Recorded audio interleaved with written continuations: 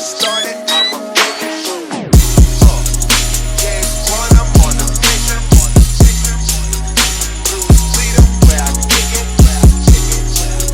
Tiger Woods, the way I hit it. Look how I whip it, how I whip it. Hi guys, so something came in the mail today. I'm gonna unbox it for you here in a little bit.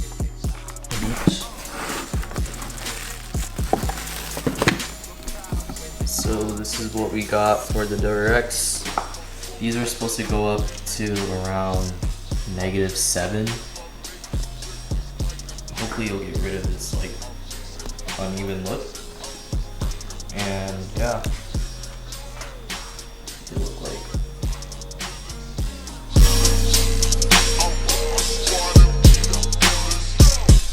So we are going to drop this coilover first and then replace this basically. Now we're already maxed out camber on the stock PVC plates and it doesn't really give you much. Alright, so we just got the first one on.